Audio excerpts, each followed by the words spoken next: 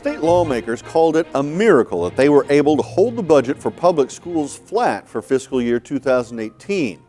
Miracle is not the word being used by educators, education activists, and teacher groups. While some lawmakers argue education spending has been increasing, think tanks have crunched the numbers and found that Oklahoma is at the bottom of states in school funding.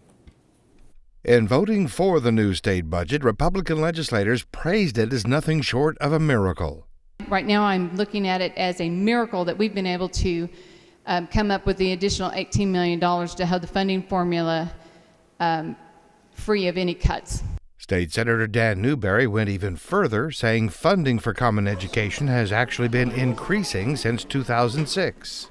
It was $2.1 billion, and we're at $2.448 billion. That over the last 8 years, we've increased education funding considerably.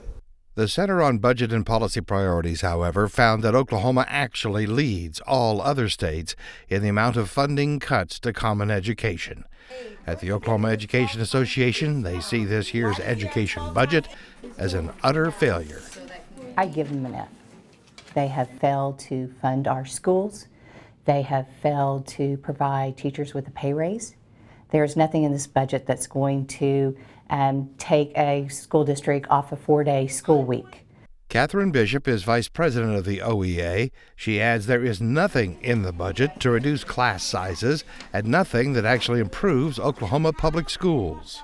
It's indicative of what's been happening over for the last decade, that our state legislature has chosen not to invest in our schools. It's not big oil going to Texas, so it's our teachers going to Texas. The day before the legislature finished work on the budget, the 2016 Oklahoma Teacher of the Year announced he and his wife were leaving Oklahoma to take teaching jobs in Texas.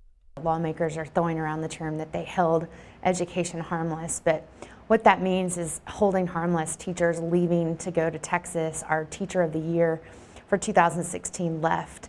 Amber England is executive director of Stand for Children. Her organization is also one of several that formed a coalition called Save Our State, which urged lawmakers to take numerous steps over a 3-year period to improve the state's budget. Teachers leaving, schools going to 4-day school weeks, ending classes, AP courses that are critical for making certain kids are college and career ready. So I don't think that's held harmless at all. Both the OEA and Stand for Children, along with others, urged the governor to veto the budget and call lawmakers back for a special session. But the governor signed the budget saying it keeps state government from shutting down and funds core government services. We're still a decade of budget cuts in the hole, and we have to have bold leadership that is going to do something to improve our state and make an investment in our state. Oklahoma is desperate for a leader who will step up and do the right thing for the future of this state. Canadian County is the fastest growing in the state. El Reno Public Schools Superintendent Craig McVeigh says there is growth everywhere, including the number of students in his schools. We just went over 3,000 kids for the first time ever about October. McVeigh says he is happy about that, and they have been planning for it. We built 2 new schools, 2013-14, and opened those up in 2015. 4 years ago, voters approved a bond issue for El Reno schools. The district now has a new STEM learning center, a new 3rd and 4th grade learning center, and every school has a storm shelter.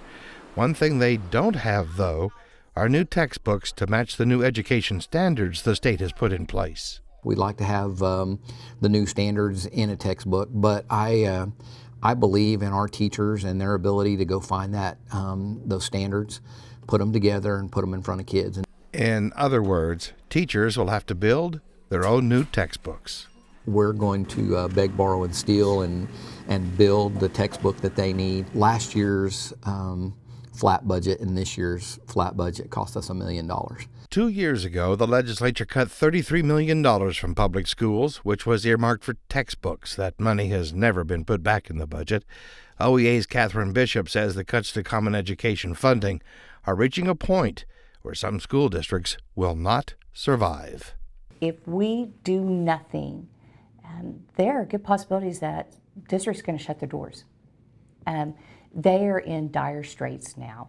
Stanford Children's Amber England says Oklahoma voters can do something about the never-ending budget cuts to common education, and that something will come in November of 2018. November 2018 is a great opportunity for Oklahomans to show their displeasure about the lack of investment in our state.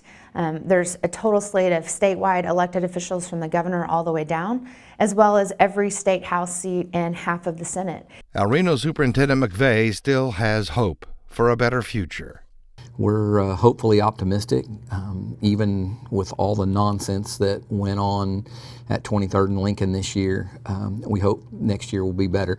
But he knows for now the impact of $1 million cut to his school district will be felt in the classroom.